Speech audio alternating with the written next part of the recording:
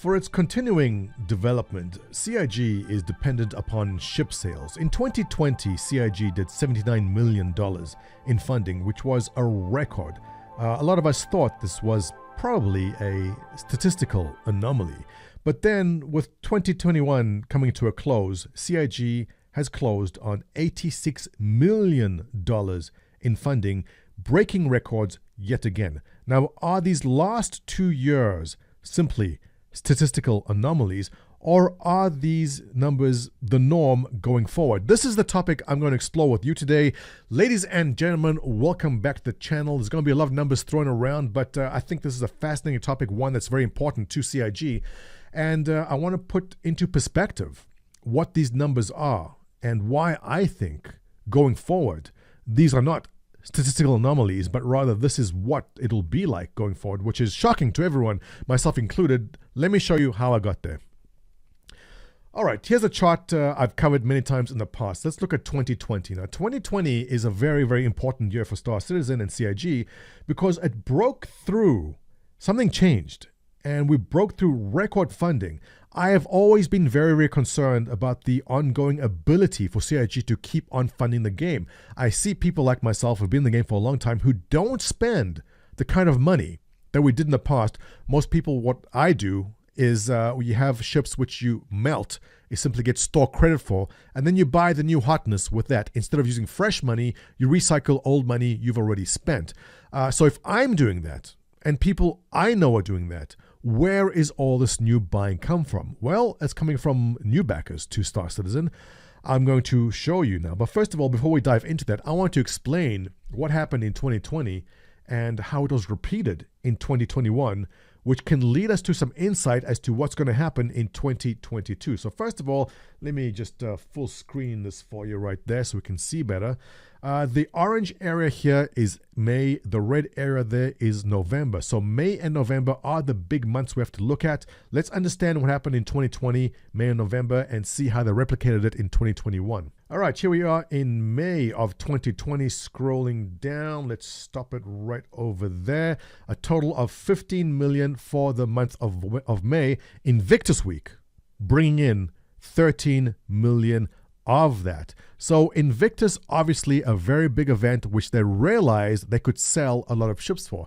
The big surprise for many of us was that with COVID hitting, we were concerned everyone was staying home, businesses will shut down, people just don't have the disposable income. Boy, were we wrong. Like maybe you're spending your government checks on that, but it's good to know CIG is now funded by the US government. So the Prowler was released. There was a Reliant refresh, but I don't think that's what most of the money came from. But Invictus itself turned out to be a massive success. Drake Interplanetary, the Kraken went on sale. Huge sales from the Kraken. We're seeing 2.2 million there. The original Kickstarter in October only made 2.5, so it was a record day there. So the Kraken sales with Invictus in total, I think, gave us a very, very big month. And this laid forward the groundwork, or rather the plan, for what needs to happen. And in November, the question is, can they replicate this again? Well, it seems like they can. So scroll down here to November of 2020. All right, here we are, month of November. Let me highlight this for you. It was the Intergalactic Aerospace Expo, and the big thing happening was that the Mercury Star and a Flyable sales started. This is important. I think they realized, fairly obviously, that offering people a well-made, polished ship straight to flyable is the trick. Sound familiar? The 400i. The secret formula is pretty obvious at this point. It's offer your backers a good solo ship that can also cater for 2 or 3 multiplayer. You can have multiplayer on it, but also specifically for solo, make it soloable. That's the secret sauce. So Mercury Star in a sales, definitely a good ship. I know I picked one up. The Perseus went on sale on top of that. Corvette with size 7 cannons top and bottom, twin size 7s top and bottom. Please don't nerf that one. And with those combined, 16 million for the month of November. So now you understand what these big lines were, what caused them. How did they replicate that in 2021? Well, let's check that out. Let's scroll down to May of 2021, which seems like ages ago, but really wasn't. Here we are. Starting in May, the RSI Scorpius went on sale. Now, this is a heavy fighter. People love heavy fighters, but also it looks like an X-Wing, making it doubly as good. No doubt that created a lot of sales. We see by the next day they made $1.5 million in sales after that was announced, so that's a big one. This coincided obviously with the Invictus Flight Week. There was a free fly event, lots of new backers coming in to try out Star Citizen. And that all wrapped up with a massive 13.5 million for the month of May. Total just from Invictus, 12 million. Impressive. Followed up with the next month in June, the Gatak Ryland cargo ship in sale. Sales don't seem to be that much. I definitely gave a couple of days of a good bump after they went in sale. I think that's a very, very cool ship. I own that one too. I gotta stop buying this crap. But let's go down to November and see what happened there, if they were able to replicate the previous years. And, they did. So, actually, we've got to start highlighting a bit before that, because in October, something special happened.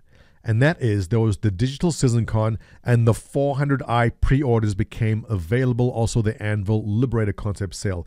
The 400i, as you know, straight to flyable, and again, a very, very popular ship, giving people a solo ship that can fly solo, but also you can do some multiplayer with it. Perfectly capable of being a solo ship. Massive, massive sales from that alone, resulting in the end of the IAE in the beginning of December with almost $20 million in sale. Big numbers, right? So now we understand what led to this chart. I want to basically see, is this repeatable? Is this what's going to happen going forward? But more so, I want to point out something which will just make your jaw drop right now, and that is this. As impressive as $86 million may seem in 2021, that is just a drop in the bucket in the industry as a total. Take a look at this, all right? Yeah. PUBG Mobile, not PUBG normal, PUBG Mobile made $7 billion in lifetime revenue, generating an average of 8.1 million per day in 2021. Let me repeat that for you. PUBG Mobile on your phone, all right, made 8.1 million per day on average in 2021. Do you understand the kind of market there is for games out here? Look at this chart here, all right?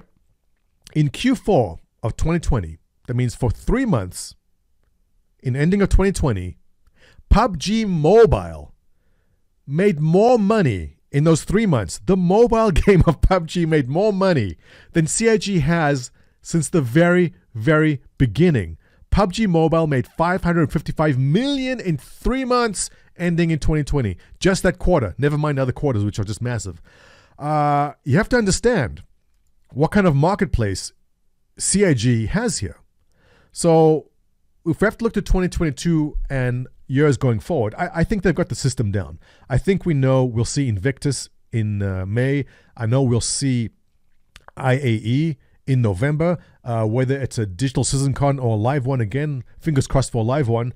They've got the system down here, and they know that they have to give people a good ship, make it a good solo ship, but also a multiplayer, coincided with an event. Now, there are 4 ships I know of in the roadmap which are unannounced. It could be any of those, so we can speculate about what the ship could be. Personally, I think the alien ships are due to get some more stock added to them, so we'll see what happens with that.